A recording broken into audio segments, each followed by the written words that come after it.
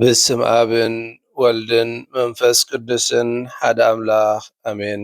ፍቁራን አሕዋተይን አሓተይን ሎሞን መቐፀልታ ናይቲ መዓልታዊ ንገብሮ ዘለና ንባብ መዝገበ ሃይማኖት ካብ ቁፅሪ 1285 ክሳብ 1289 ክነንብብ ኢና። አንቀጽ 2 ምስጢረ ሜሮን ወይ ምስጢረ ቅብአት ቁፅሪ 1285 ጥምቀት ቅዱስ ቁርባን ከምኡውን ምስጢረ ሜሮን ወይ ቅብአተ መንፈስ ቅዱስ ሓቢሮም ናይ መባእታ ክርስትና ምስጢራት ይበሃሉ። ሓድነቶም እውን ክሕሎ ይግባእ። ምቕባል ምስጢረ ሜሮን ወይ ቅብአተ መንፈስ ቅዱስ ንምልአት ጸጋ ጥምቀት አድላይ ምዃኑ ንምእመናን ብዝግባእ ክግለጸሎም የድሊ። ምኽንያቱ ከዓ እቶም ዝተጠምቁ ምስጢረ ሜሮን ምስ ቤተ ክርስቲያን አጸቢቖም ይዋሃዱ። ብፍሉይ ሓይሊ መንፈስ ቅዱስ ድማ ይድልድሉን ይዕንብቡን። ምእንቲ እዚ ከዓ ከም መጠን እውነተኛታት መሰኻኽር ክርስቶስ ነታ እምነት ብቓልን ብግብርን ከስፍሕዋን ክሕልዋን ክከላኸሉላን ጽኑዕ ግዴታ ኣለዎም።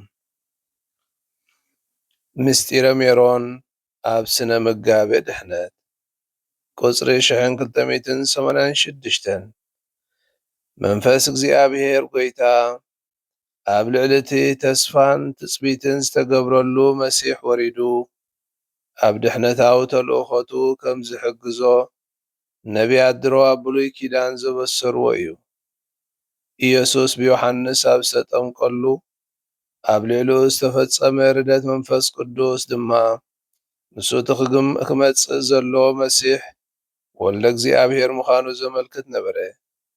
ንሱ ብመንፈስ ቅዱስ ተጸንሰ መላእ ሕይወቱን ተልእኾቱን ከዓ ምስ እግዚአብሔር ኣቦ ብዘይዓቐን ዝሃቦ መንፈስ ቅዱስ ብዝነበሮ ምልአተ ሱታፌን ሕብረትን ዝተፈጸመ እዩ። ቁፅሪ 1287 እዚ ምልአት መንፈስ ድማ ናይቲ መሲሕ ንብሕቱ ጥራሕ ኮይኑ ዝተርፍ ዘይኮነስ ናብቲ መላእ መሲሓዊ ህዝቢ ክመሓላለፍ ክዕደል ዘለዎ እዩ። እዚ ናይ መንፈስ ቅዱስ ምፍሳስ ኢየሱስ ኣብ ብዙሕ አጋጣሚታት ዘተስፎን ቃል ዝኣተወሉን እዩ። ነዚ ቃል ተስፋ እዚ ድማ ፈለማ ኣብ ሰንበተ ትንሣኤ ቀጺሉ ብዘደንቕ ኣገባብ ኣብ ጴንጠቆስጤ ክፍጽሞ ተረኽበ። እቶም መንፈስ ቅዱስ ተመልኡ ሐዋርያት ከዓ ነቲ ነቢይን ሓያልን ስራሓት ኣምላኽ ብግልፂ ክነግሩ ጴጥሮስ እውን እዚ ምውራድ መንፈስ ቅዱስ ናይቲ መሲሓዊ ዘመን እዋን ምልክት ምዃኑ ኣወጀ። እቶም ኣብ ስብከተ ሐዋርያት ዝኣመኑን ዝተጠምቁን ብጊዜኦም ህያብ መንፈስ ቅዱስ ተቐበሉ።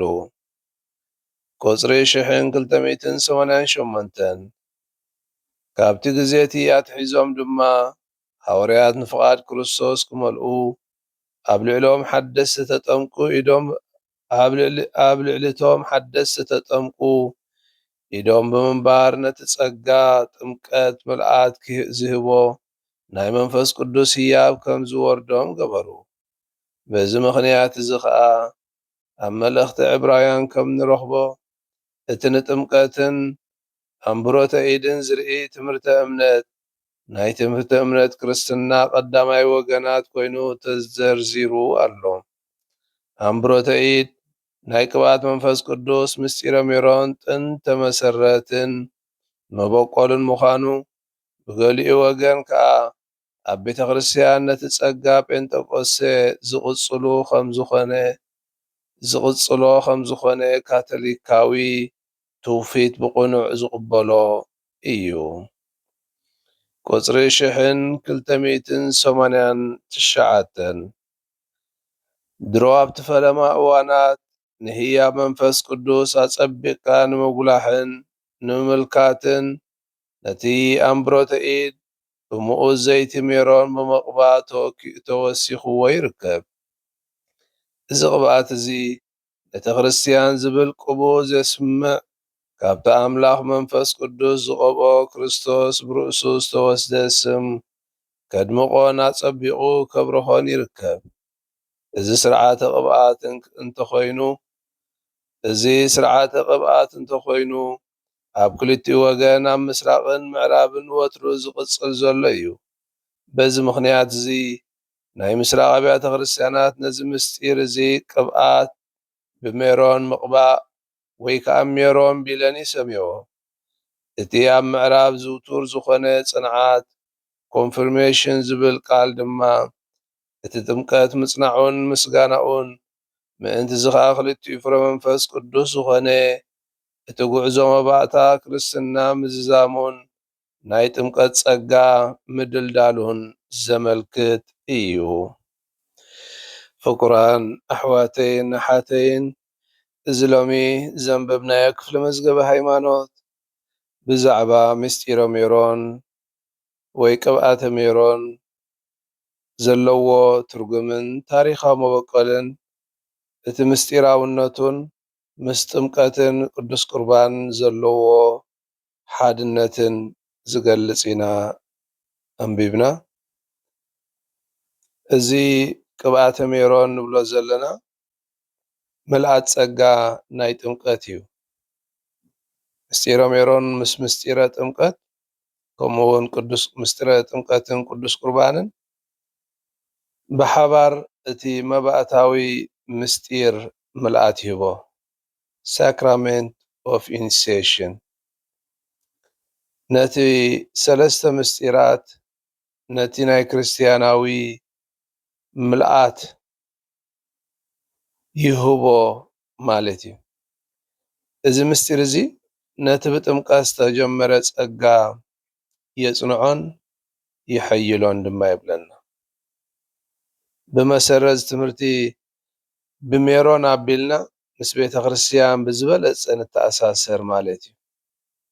ከምኡውን ምስክር ወይ መስከርቲ ናይ ክርስቶስ ንኽንከውን ፍሉይ ናይ መንፈስ ቅዱስ ሓይሊ ንቕበል ብሜሮን ማለት እዩ። ስለዚ ሜሮን ነቲ ብጥምቀት ዝተቐበልናዮ ፍጹምነትን ምልኣትን ዝህቦ ኣብታ ቤተ ክርስቲያን ከዓ ብትብዓትን ትጉሃን መስከርትን ንኽንከውን ዘኽእለና ምስጢር እዩ። ብዙሕ ግዜ መጽሓፍ ቅዳሴና እውን ንጠቕሶ ኢና። ከምኡውን ኣብ ብሉይ ኪዳን ነቢያት መንፈስ እግዚኣብሔር ኣብ ልዕሊ ተስፋ ዝተገብረሉ መሲሕ ከም ዝዓርፍ ተነቢዮሞ ዝነበሩ እዩ። እዚ ተስፋ እዚ ከዓ ኣብ ኢየሱስ ክርስቶስ ከም ዝተፈጸመ ኢየሱስ እዚ መንፈስ እዚ ንኹሎም ደቂ መዛሙርቱ ከም ዝወርድ ተስፋ ሂብዎም ነይሩ።